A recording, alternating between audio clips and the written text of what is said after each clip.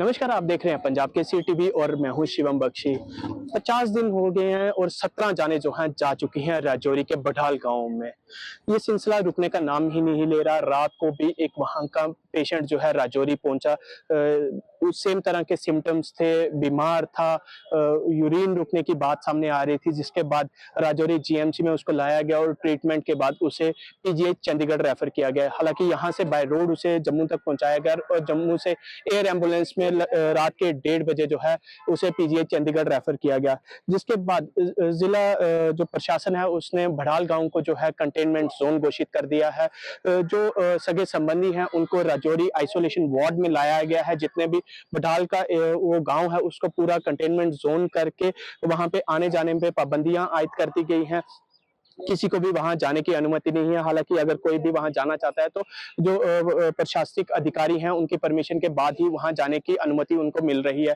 मैं फिर से बता दूं कि राजौरी के बढ़ाल गांव में पिछले 50 दिनों में 17 मौतें हो चुकी हैं और मौतों का सिलसिला रुकने का नाम नहीं ले रहा है। मैं बता दूं कि आज जीएमसी राजौरी में लगभग 30 से अधिक जो है लोग आइसोलेशन वार्ड में लाए गए हैं। कुछ 3 मामले और जो है राजौरी में आए हैं, जो कंडी में अभी जरे इलाज हैं, जिनको सेम सिम्टम के चलते कंडी के अस्पताल में जो है भर्ती कराया गया। हालांकि ये भी पता चल रहा है कि उनको जो है जीएमसी राजौरी में रेफर किया जा रहा है। उसी तरह के सिम्टम, अनकॉन्शियसनेस के तरह के, फीवर के तरह के, जो सेम पहले की तरह जिन लोगों की मृत्यु हुई है उन्हीं तरह के सिम्टम जो हैं इन लोगों में भी पाए जाने हैं, जिनका इलाज जो है जीएमसी राजौरी में चल रहा है। आप मेरे पीछे देख सकते हैं कि लोगों में किस तरह से डर का माहौल है। लोग डरे हुए हैं। प्रशासन भी इस चीज में तहकीकात कर रहा है कि आखिरकार क्या रीजन है। आपने अभी principal GMC Rajouri doctor AS Bhatia को भी सुना। उन्होंने भी बताया कि किस तरह ये कोई कम्युनिकेबल डिजीज नहीं है या कोई वायरस नहीं है। उसके साथ साथ एक स्पेशलाइज्ड डॉक्टर जो थे उन्होंने भी बताया कि ये कोई कम्युनिकेबल डिजीज नहीं है, कोई वायरस नहीं है, कोई प्रोटोजोआ नहीं है, किसी भी तरह का कोई वायरस नहीं है या कोई इन्फेक्शन नहीं है। हालांकि अभी तक इसमें रहस्य जो है बरकरार है। सर, आपने हालात तो इस वक्त देखे हैं। आज बुडाल के अंदर इतना डर का माहौल बना हुआ है। ये जो हॉस्पिटल में आज जो प्रिपरेशन की जा रही है, जो वहाँ के लोगों को ऑब्जर्वेशन में रखने के लिए, अगर यही कोशिश अगर जब स्टार्टिंग में 2 या 3 बंदों की जान गई थी, अगर यही कोशिश उस वक्त की होती तो शायद जो 17 लोग हैं वो ना मरते। आज भी आपने देखा होगा कि जितनी फैसिलिटीज जो वहाँ के लोगों को या जितनी भी हर चीज मतलब उनको प्रोवाइड करनी चाहिए थी, वो आज भी एडमिनिस्ट्रेशन की तरफ से उतनी कंप्लीट नहीं है। हालांकि जो हो गया, आप 17 लोग प्यारे दुनिया से रुखसत हो चुके हैं। हमें भी दुख है, आपको भी दुख है, पूरे जम्मू कश्मीर को दुख है। अब सवाल ये है कि रात को भी आपने देखा कि एक जो मोहम्मद असलम का नेफ्यू था, उसको भी उन्होंने जम्मू में जो है रेफर करके पीजीआई में रेफर किया। लेकिन रात को भी एक सवाल था कि रात को भी अगर जो जहाज, अगर एयर बस का इंतजाम राजौरी से एयर बस का इंतजाम जम्मू के लिए करते तो वो ज्यादा बेहतर था। लेकिन चलो फिर भी जैसा देर आए दुरुस्त आए, एडमिनिस्ट्रेशन को थोड़ी सारी ताकत मिली है, थोड़ी हिम्मत मिली है। हालांकि लोग वहां पे डरे हुए हैं, डर का माहौल बना हुआ है। हमें भी पता चला, हम भी हॉस्पिटल में बार बार आ रहे हैं, देख रहे हैं कि यहाँ पे किसी चीज की कोई परेशानी या कोई इशू जो ऐसा ना बने।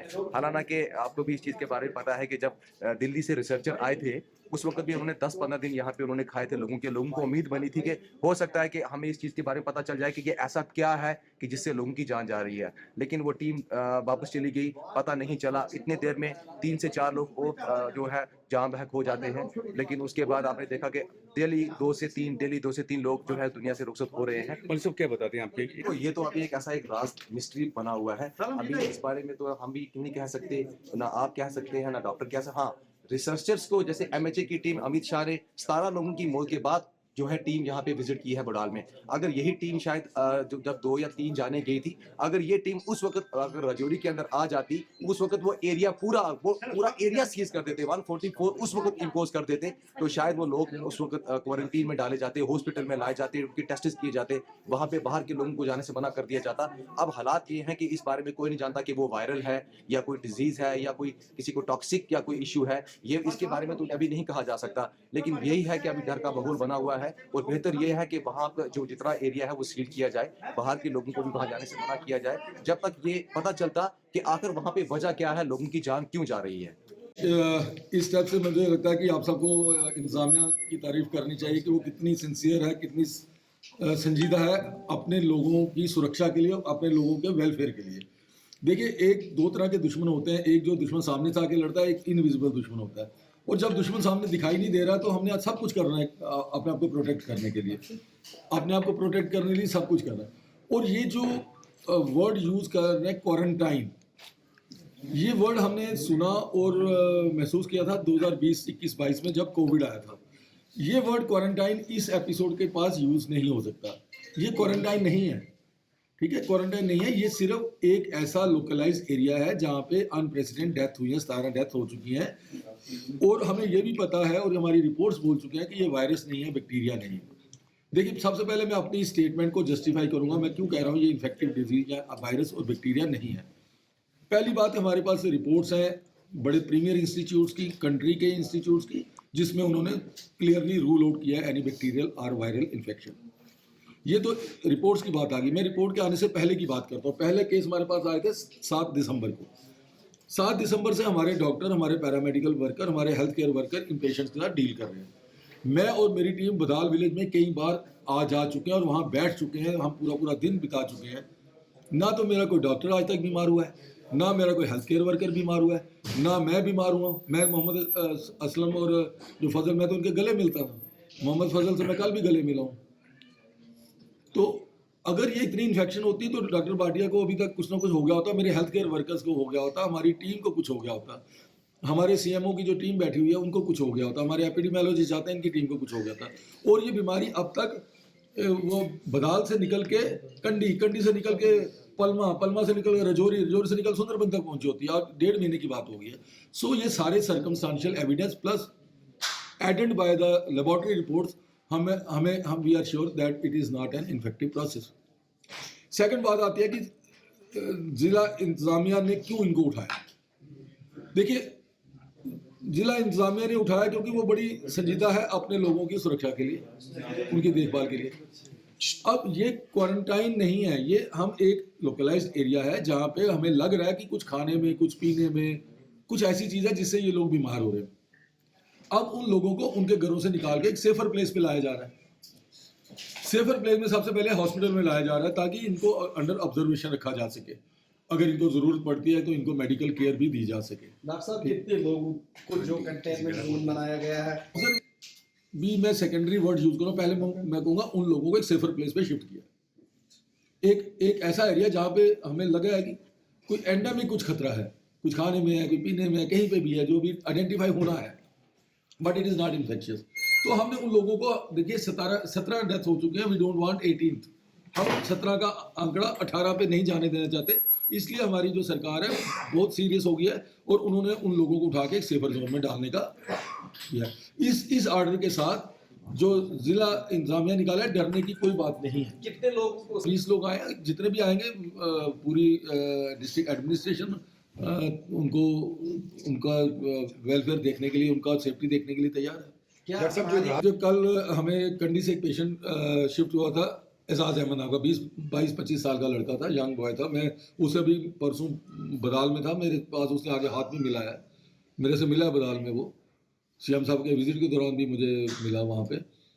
तो कल शाम को हमारे पास रेफर होता है कि उसका यूरिनरी रिटेंशन, पेशाब का रुक जाना उसके, और जब हमारे पास आ गया तो उसके जो वही सिम्टम आए थे जो पहले फजल की फैमिली में थे, वही फैमिली जो जटी में हुए और वही जो अपने मोहम्मद असलम की फैमिली में हुए थे। तो सेम सिम्टम जो मोहम्मद एजाज की आए। हमारे डॉक्टर्स की टीम वहाँ मौजूद थी, सारे सीनियर डॉक्टर थे, एचओडी थे, उन्होंने इमीडिएटली उसको मॉनिटर किया, सीटी स्कैन किया।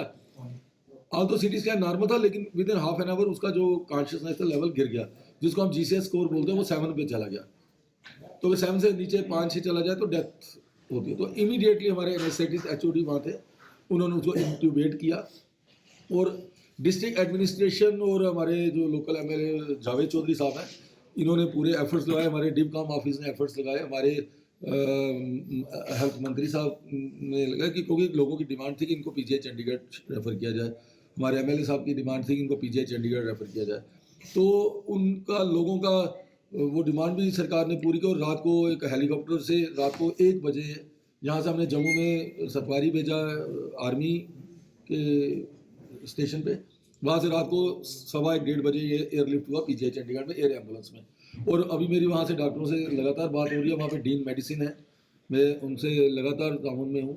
वहाँ पे इमरजेंसी के एसएमओ हैं, डॉक्टर रेड्डी है, doctor Sanjay Jain is a dean and very senior physician of PGI Chandigarh.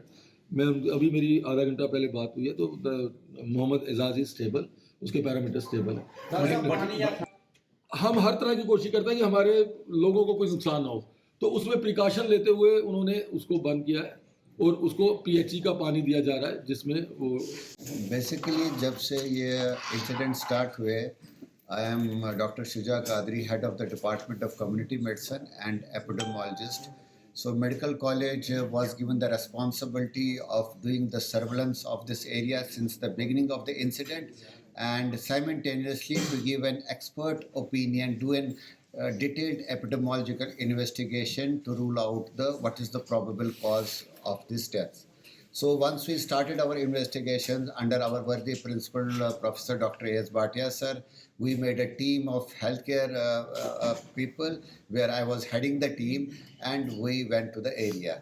So जो हमारा जो epidemiological investigation होता है, there are different steps involved in the epidemiological investigation.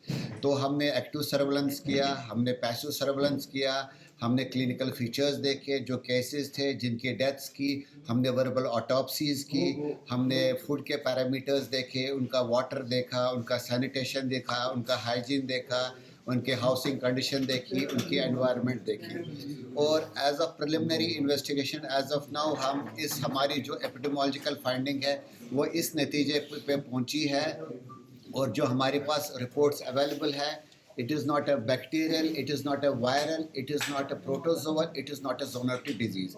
Why I am saying this as an expert? Because the preliminary reports which are available with us from the premier institutes shows no virus, no bacteria, no protozoa, no zoonotic disease in the samples of the patients. So only left is that is toxin. After ruling out bacteria, viral, protozoa, zoonotic disease, जो epidemiologist का focus जाता है वो toxin पे जाता है। तो जब हमने टॉक्सिन को हमने शॉर्ट लिस्ट किया, फिर हमने एज एपिडेमोलॉजी हमने पेशेंट्स के साइंस एंड सिम्टम्स को देखा, और फिर हमने देखा प्रोबेबल टॉक्सिन क्या हो सकता है। दैट मीन्स जो हमारी एपिडेमोलॉजिकल फाइंडिंग है as the epidemiologist, the clinical features of the patients and the epidemiological study, it coincides with the availability of a toxin. अब ये टॉक्सिन क्या होता है? टॉक्सिन का जो मेन रूट ऑफ ट्रांसमिशन होता है वो इंजेक्शन होता है, और उसके अदर्स भी होते हैं। टॉक्सिन अगर हाथ लगाने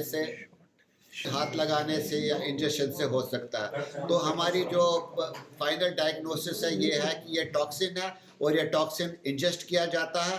अब it's a matter of debate whether it is accidental और it is deliberate, that the district administration is into it. Thank you so much. Rajouri के जीएमसी से पंजाब केसरी टीवी के लिए मैं शिवम बख्शी।